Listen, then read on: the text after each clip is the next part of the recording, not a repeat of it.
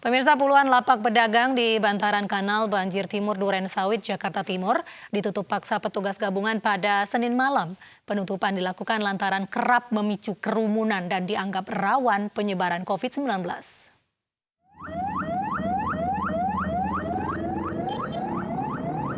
Petugas gabungan TNI Polri dan Satpol PP membubarkan kerumunan orang yang berada di bantaran Kanal Banjir Timur Durensawit, Jakarta Timur Senin malam.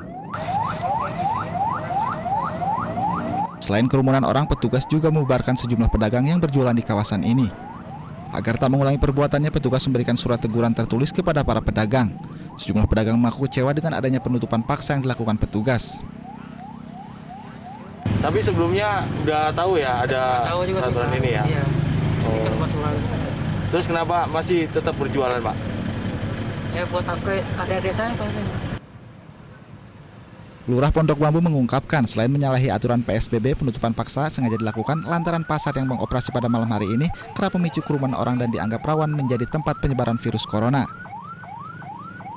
Di mana kami menghimbau agar tidak ada kumpul di lingkungan Kecamatan Durensawit, terutama BKD ini memang menjadi sentra kuliner dan sentra bisnis. Ya, kami menghimbau kepada seluruh pedagang yang berjualan di sepanjang BKD agar untuk tidak berjualan dulu selama sampai tanggal 28 Mei ya, terkait dengan PSBB tahap 2. Usai ditutup paksa, petugas berjaga di lokasi guna menghindari PKL kembali berjualan. Dari Jakarta, Rio Manik, iNews melaporkan.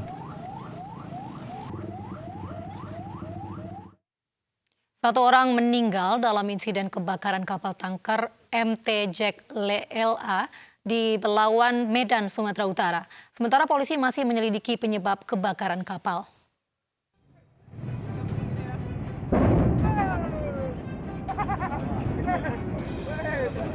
Barusan terjadi ledakan.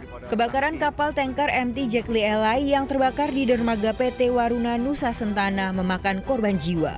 Satu orang meninggal dunia dan jasadnya ditemukan hangus terbakar di atas kapal.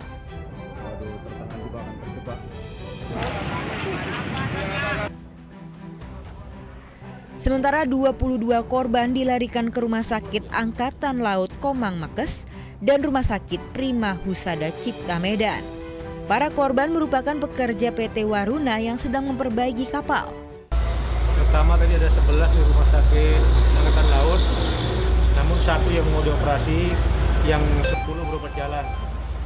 Di sini juga tadi ada 11, yang 5 sudah pulang baru berjalan, yang 6 ini dirawat mau dioperasi. Kapal tanker Jack LA milik PT Waruna yang sedang bersandar di dermaga terbakar pada Senin pagi. Tim Basarnas Medan diturunkan untuk membantu pemadaman kapal tanker.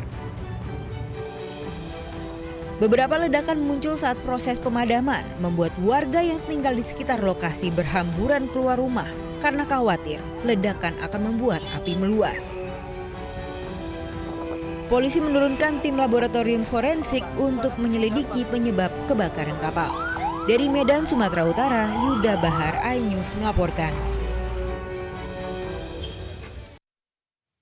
Kebakaran juga terjadi pada sebuah mobil mewah jenis SUV di ruas arteri Pondok Indah, Jakarta sore tadi. Kebakaran diduga akibat terjadinya arus pendek listrik.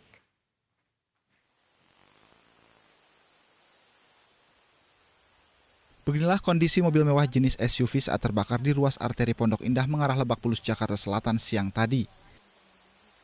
Api membakar habis seluruh bagian dalam mobil. Kebakaran ini diduga akibat terjadi arus pendek listrik. Menurut sopir, mobil yang dikendarai dalam keadaan sehat, namun saat di perjalanan mobil tiba-tiba mengeluarkan asap dari bagian depan dan tak lama api membesar membakar seluruh bagian mobil. Ya tiba-tiba ada yang konslet keluar asap. Keluar asap dari depan. Iya. Dari rumah mau ke Tanah Kusir jemput. Iya. Satu unit mobil pemadam kebakaran dikerahkan ke lokasi. Kurang dari 15 menit api berhasil dipadamkan. Tak ada korban jiwa dalam peristiwa ini, namun lalu lintas di sekitar lokasi tersendat. Dari Jakarta Selatan dan Helmi Sajambati, iNews melaporkan. Pemirsa, para pedagang di Pasar Tanah Abang nekat membuka lapak dagangannya di tengah pandemi corona. Mereka terpaksa berjualan untuk memenuhi kebutuhan hidup.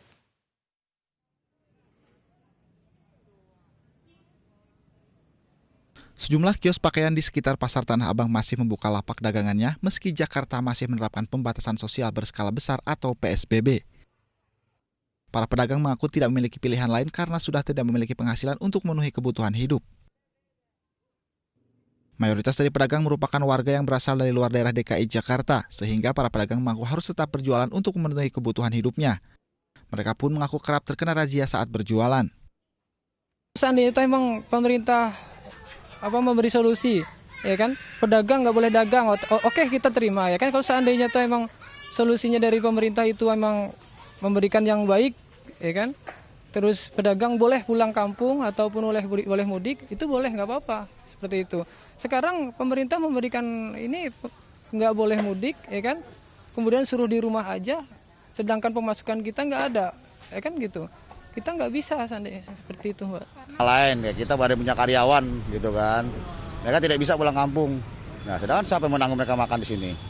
Gitu. Kita mau ngomong kita yang bawa mereka kemari gitu kan. Nah, itu iuran toko siapa yang menanggung? Selama kita nggak bisa buka dagangan, gitu.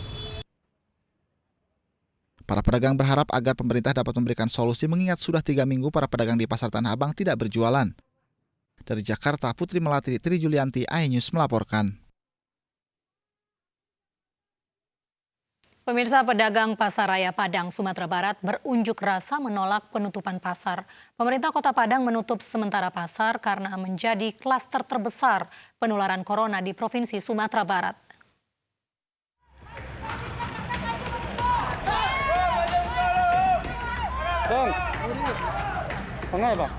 Puluhan pedagang di Pasar Raya Padang, Sumatera Barat protes penutupan pasar oleh pemerintah Kota Padang. Para pedagang mengaku tidak punya penghasilan akibat penutupan pasar sejak 1 bulan lalu. Para pedagang juga tetap membuka toko dan berjualan.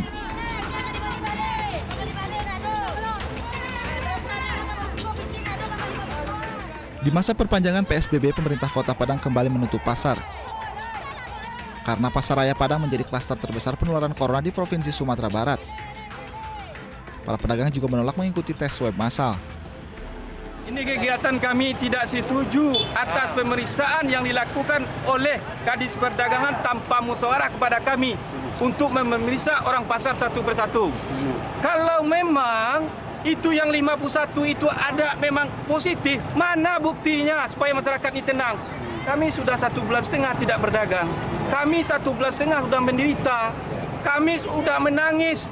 Tidak ada bantuan dari pemerintah. Mau makan apa kami, masyarakat kecil ini? Tercatat 177 pasien positif corona berada di Kota Padang, di mana 50 diantaranya berasal dari klaster Pasar Raya Padang. Petugas juga terus melacak riwayat kontak para pasien dan menggelar tes swab terhadap warga. Dari Padang, Sumatera Barat, Budi Sunandar, iNews melaporkan. Sementara itu, pemirsa, 2 pasar di Bojonegoro, Jawa Timur ditutup setelah 168 pedagang dinyatakan reaktif dan 1 pedagang positif corona. Dan untuk mencegah penyebaran virus corona, petugas juga menyemprotkan cairan disinfektan ke seluruh sudut pasar.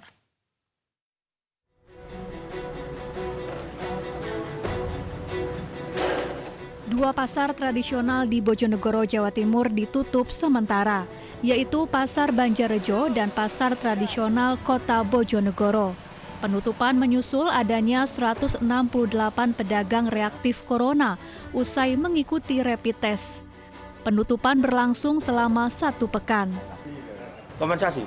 Tidak ada. Belum ada. Sebetulnya yang pedagang di dalam nurut semua, yang menjadi masalah yang pedagang di luar itu. Yang lesehan di luar itu kan pedagang kemarin setelah rapat di Pemda itu saya kasih tahu, saya suruh memantau pasar, ya apabila nurut semua. Sebelumnya 600 pedagang mengikuti rapid test. Hasilnya 168 orang dinyatakan reaktif. Rapid test digelar setelah seorang pedagang pasar positif corona. Untuk mencegah penularan, petugas Dinas Pemadam Kebakaran Bojonegoro menyemprot cairan disinfektan berskala besar menggunakan kren setinggi 20 meter.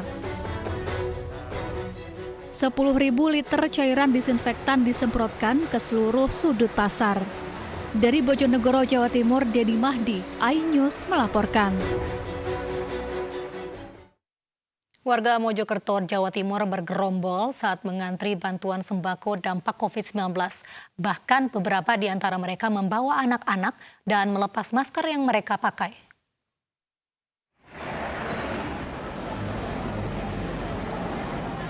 Pembagian sembako dampak COVID-19 di Kecamatan Trowulan, Kabupaten Mojokerto, Jawa Timur tidak mengindahkan aturan jaga jarak fisik satu dengan yang lain. Warga bergerombol menunggu antrean untuk verifikasi data penerima bantuan. Bahkan beberapa di antara mereka membawa anak-anak dan melepas maskernya. Petugas pun mengatur warga dengan membuat antrean melalui kursi yang disusun dengan jarak aman. Sebanyak 9.303 di 8 kecamatan di Kabupaten Mojokerto mulai menerima bantuan dampak COVID-19. Namun mereka harus memverifikasi data untuk bisa mengambil sembako di agen-agen toko di desa masing-masing. Alhamdulillah, Mas. Selama ini gimana? Kesulitan nggak cari sembako? Iya, kesulitan. Pekerjaannya apa penghasilannya? Pekerjaannya apa? Tani. Tani ya. Bupati Mojokerto berharap bantuan sembako bisa disalurkan sepekan lagi. Ini perluasannya yang sembako. Nanti juga ada yang 3 bulan itu 600 itu. Jadi nanti kita terus sampaikan informasi-informasi ini pada masyarakat. Bahkan saya juga kalau sudah seperti ini di desa saya juga minta harus ada tempelannya yang dapat ini. Ya, papan pengumumannya semuanya. Jadi nanti kita bisa lihat semuanya, bisa kontrol semuanya. Selain verifikasi data, warga juga dibagikan masker gratis karena menjadi aturan wajib penggunaan masker saat penerapan PSBB di Jawa Timur. Dari Kabupaten Mojokerto, Jawa Timur, Solahuddin, iNews melaporkan.